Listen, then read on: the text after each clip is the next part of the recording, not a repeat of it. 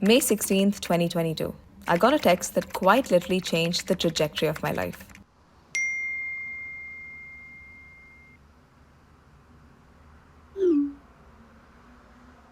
At that time, I was a little bit heartbroken, but mostly I was relieved because now I knew it was actually time to live.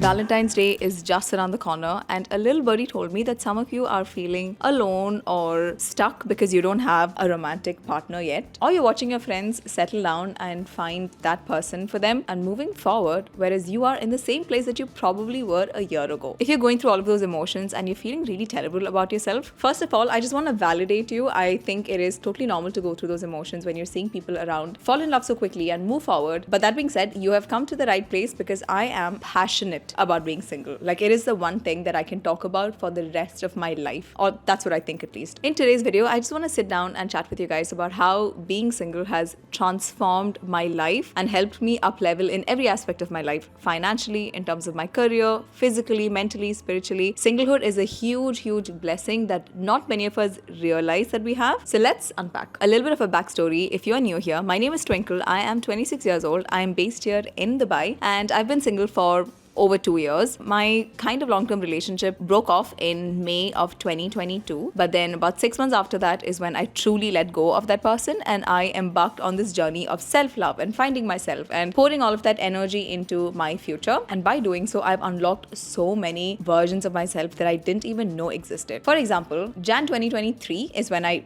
embarked on the self-love journey. June 2023, I blew up on social media. September 2023, I got verified on social media and got the blue tick, and I started monetizing my views, started working with so many brands, and I was consistently already making a significantly good amount of money. That on its own is a career switch, or I would say building a new stream of income and also up leveling financially. In November 2023, I got a promotion at my job, so I went from a content producer to a senior content producer, which was already my dream role. In December 2023, I was able to afford a slightly bigger studio, so I moved into my new apartment. All of this happened within just 1 year of being single. Now let's talk about 2024, which is my second year being single. April 2024, I finally joined the gym after being a little bit unhealthy for a couple of months, got into the best shape of my life within a couple of months. In July 2024, I handed in my resignation letter in order to quit my job, so I became a full-time content creator. In September 2024, I was flown into London for my first ever global brand partnership. Not only was I flown in for free to London, but I was also paid to create content. This was out of my wildest dreams. November 2024, I finally hit my biggest number financially. I've never seen that kind of money before, and now we're in Jan 2025. If that doesn't sum up my entire 2 years being single, I don't know what does. It has been the most transformative 2 years of my life, and I'm going to sit here and talk to you about, I think, the stuff that I did right and how to actually unlock your full potential when you're focusing on yourself. Let's begin. Before we begin, if you're new to my channel, already subscribe the button. I'm sure you're going to love this channel, and I have so many more amazing things coming up for you. And also don't forget to follow me on Instagram as well as on TikTok at Twinkle Stanley.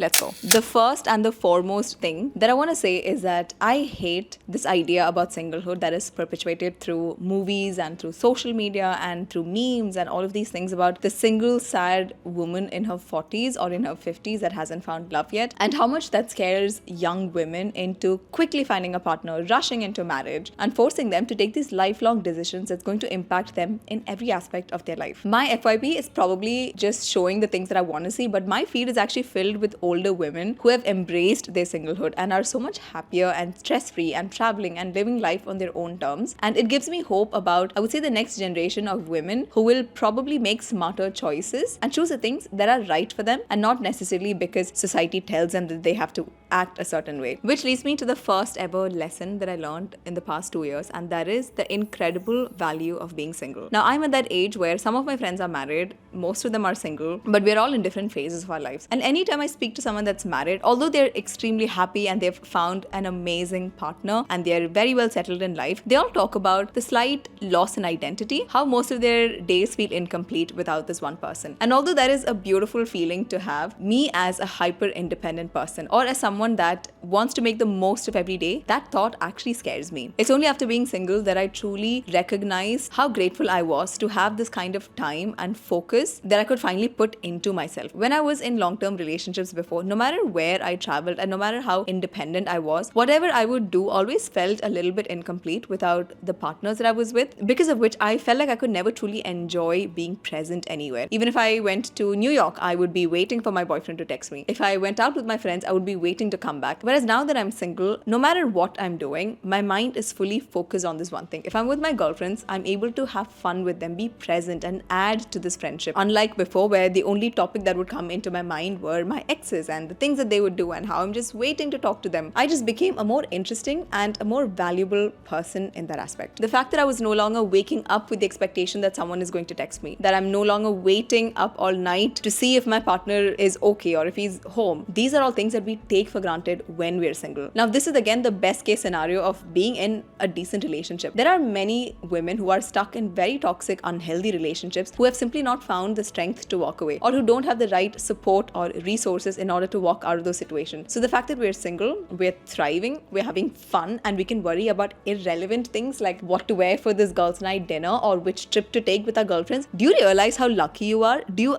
truly realize how much of a blessing that is? Being single gives you two things that you will eventually at some point lose in a relationship. And I know someone's gonna comment down and say, well, you can still be independent, you can still have freedom when you're in a relationship. 100% agreed. But when you're in a relationship, you definitely still have to think about another person. That is the core foundation of a relationship. You have to put another person's needs before yours, and this goes vice versa, and that's what makes a selfless, loving relationship. You cannot act like single people. What I'm noticing nowadays is so many people rushing into a marriage, not actually ready to let go of their singlehood, but they are probably incapable of being alone, so they get into it, they half-ass a relationship, they put another person through so much trauma. For what? While you're single, it is important to enjoy that singlehood, and while you're in a relationship, it's important to be 100% present there. Being single gives you independence and control over your life, which to me, very important as a hyper-independent woman. I'm not mad about it. It's just the way I work, okay? The second way that singlehood altered my brain chemistry is that it finally gave me my sense of self. I started dating when I was 13 years old, which was way too young. But since then, my identity revolved around my partner, what he was doing, how I react to his problems, how I react to his needs. So in my mind, I always assumed that I was this really clingy, codependent person who had no goals and no dreams and no ambitions of her own, which now when I look back makes me so sad. In past relationships, because the partners that I was choosing in my life were selfish in their own ways and cared about themselves, I never had the time or the chance to think about what I needed from a relationship and what I needed from my life. But being single finally revealed who I was without these distractions. The reason I was able to get that promotion at work or work my way up was because of the fact that I was able to focus on my work without any distractions and really give my 100%. I made sure to see this very limited period of my life as a time for self-discovery, to cultivate new habits, to read more, to enjoy more, to go out with my friends more, to develop my creativity and really hone in on the skills and had been hidden in me for so long. Many young women tend to look at singlehood as this period of waiting for the right person or this period where you can't do anything because you don't have a boyfriend yet. But what if you just switched that narrative and actually gave yourself the dream life that you've always dreamt of? Because then when you finally meet that person, you know if they're adding value to your life because they are a good person or if they're adding value to your life because you never did that in the first place. One of the thoughts that keep me very grounded in my singlehood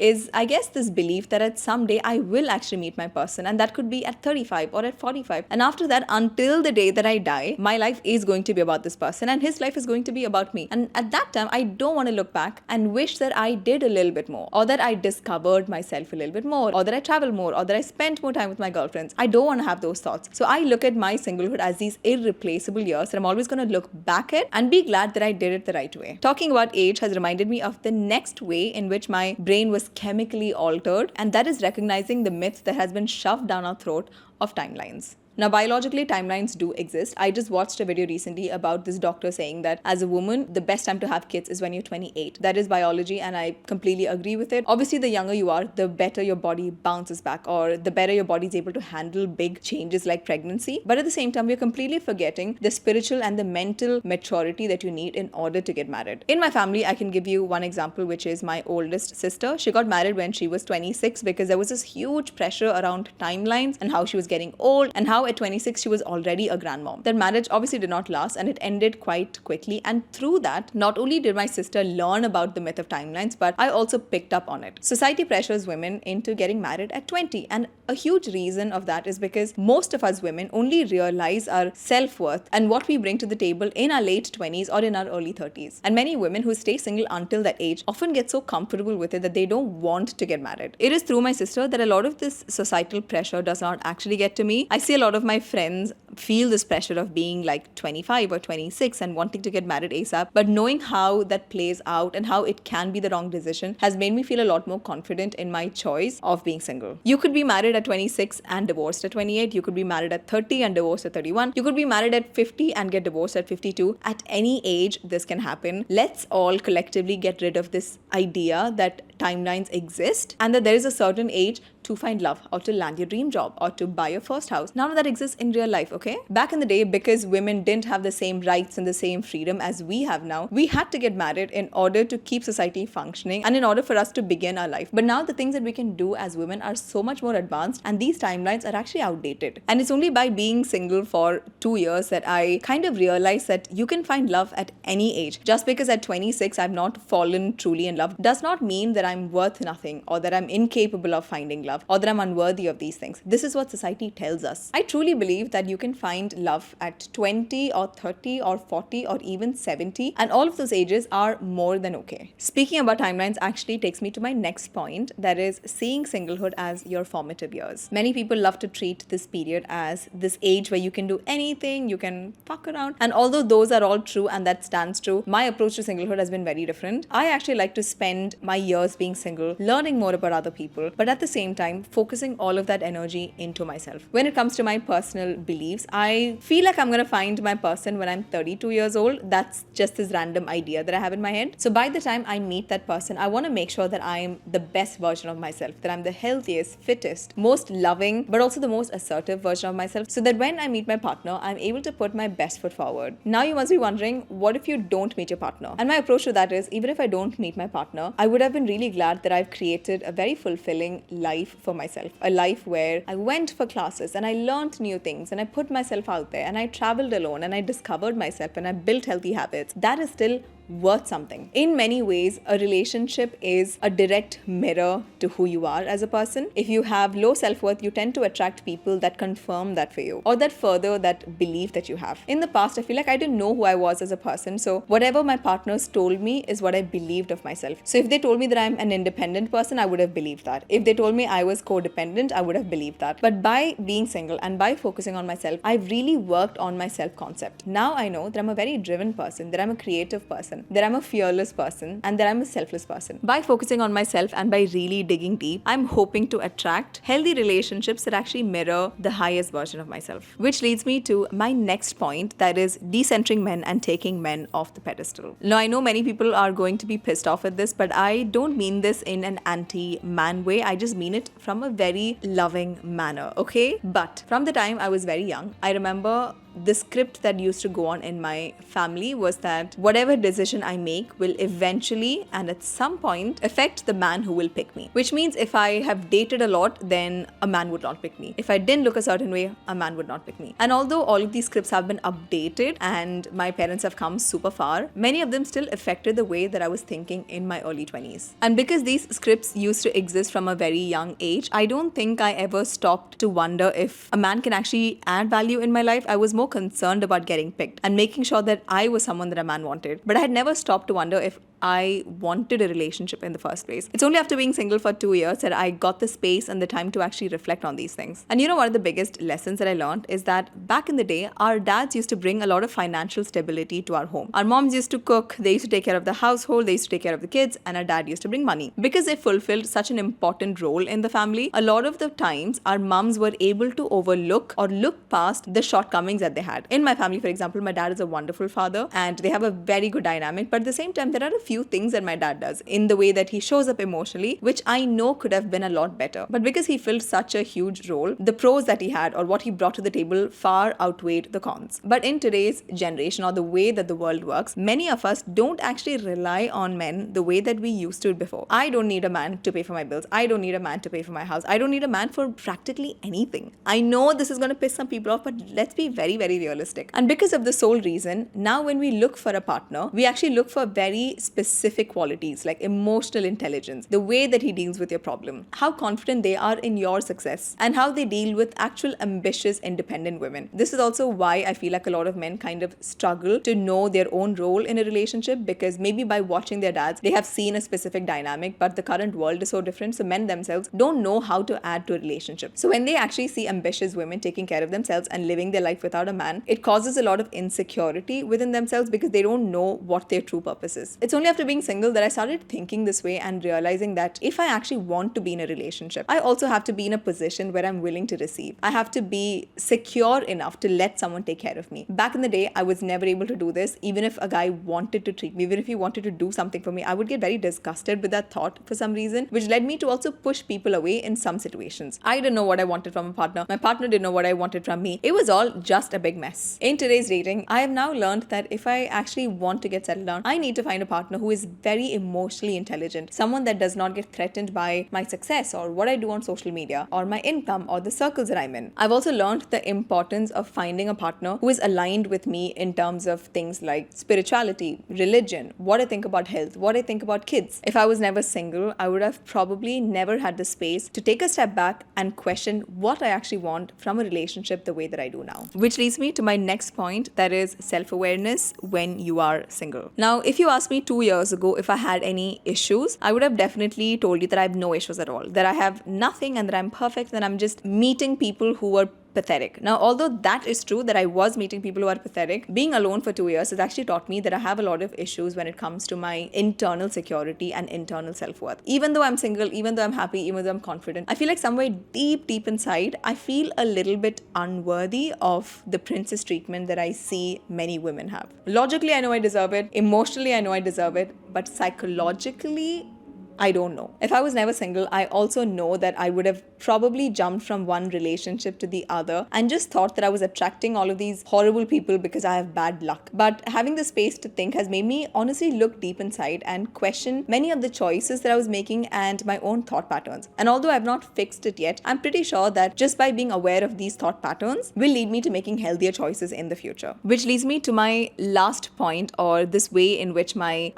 brain has been altered, and it is seeing the beauty of being single and the blessing that singlehood is. The truth is that there is a high chance you will get married, right? There is a high chance that at some point you could meet your partner, and that could be tomorrow, it could be next week, it could be next year, it could be 3 years from now or 5 years from now. But whatever age that is, I really hope the choices that you are making now is one where you can look back at your singlehood and know that you did it the right way and that you gave yourself the love and the grace that you need. Society has a wonderful way of making so many women like us feel so miserable about not finding a partner and that we're missing something or that something's wrong with us. It is so false, I don't even know where to begin. It is only after being single that I genuinely truly realized that I'm not a crybaby, that I'm not an overly emotional person. I realized that I'm actually a very logical person, that I'm a very driven person. Qualities of myself that I never realized existed within myself. If you're single and you're feeling miserable about the whole Valentine's Day stuff and everyone having someone, please make the most of it. When the time is right, you will meet the person who aligns with your values, but it is so important to already be functioning in a way where your life is fulfilled and your life is happy and you're thriving and you're vibrating at a higher frequency. This will also affect the kind of people that you're attracting into your life. I'm not in that place where I feel like I could attract a very healthy person because I know there's so much work I have to do, but just being aware of this means that I can work on myself in the meantime. I can build good habits. I can be present and focus on my career and focus on my finances so that when the time comes, I'm able to also navigate problems in a relationship or navigate life in a way that is healthier for myself. On my social media, whenever I talk about being single, many people actually believe that it is coping and that I am trying to make myself feel better. And it's just so funny because they don't know how miserable it can be with a wrong person or with the wrong guy. Like, the wrong guy can bring out this version of yourself that you don't even recognize. They can make you feel crazy, they can make you feel psychotic, and they can make you feel like something is genuinely wrong with you. These are feelings I used to have so often when I was younger. I used to feel so unworthy, so stupid, so dumb, so lazy. I used to feel like a procrastinator. And now when I look back, I'm realizing how many of my emotional needs were unmet, which led me to bring out very sad versions of myself out there. I know breakups are very rough and it's so painful, but I swear, when you heal, and that healing happens on a random Wednesday morning, I swear, randomly you wake up one day and you're like, this doesn't hurt the same way. Like, I actually don't give a fuck about this person. Your life truly begins to change. Your healing begins. You start dressing better, you start seeing the light in your life, you start going out, and life just becomes incredibly more colorful. So if you're watching this and you're going through a hard, rough phase, I just want to let you know that number one, it doesn't last. I know all of us women tend to think that this was our husband or whatever the fuck. No, that is so far from the truth. I have felt that so many times in my life. And number two, when you finally heal, you're going to look back and want to hit yourself for the way that you dealt with your problems. To this day, I still look back at some of the stupid things I used to say and do, and I'm like, why was I like that? Why was I so desperate? Why was I so lazy with my life? Why was I so unfulfilled in my own life, which led me to make such horrible decisions? Why was I like that? Please don't believe what society tells you about the truth. It is so important to treat your singlehood very intentionally. I know we think it doesn't matter the way we talk about our own singlehood and how we spend our solo life, but it makes a world of difference when you start doing it the right way, when you start journaling, meditating, and enjoying your alone time. It will open up an entire world full of possibilities. The person I am now is someone that 15-year-old version of myself would have looked at as a role model. Like, I'm finally living the life that all my past versions of myself would think is a dream. So honestly, being single genuinely changed my life. And I know that I've got so many women trapped in horrible relationships with dusty crusties out of it. Makes me so happy. And I really wish whoever is watching this will take this as a sign to just slowly start changing your mindset and slowly start changing the way that you look at singlehood. Okay? We don't have to be this sad, miserable people without a man. We are so full on our own and there is so much we can do, and when the right person comes along, that is a very exciting journey as well. But if you're here right now, make it a wonderful place to be. Happy Valentine's Day, and thank you so much for watching this video, you guys. If you enjoyed it, make sure to leave a comment. Tell me your journey about being single and how it has changed your life, or if you're in a relationship, tell me more about that as well. This is Twinkle and I will see you guys in my next video. Bye!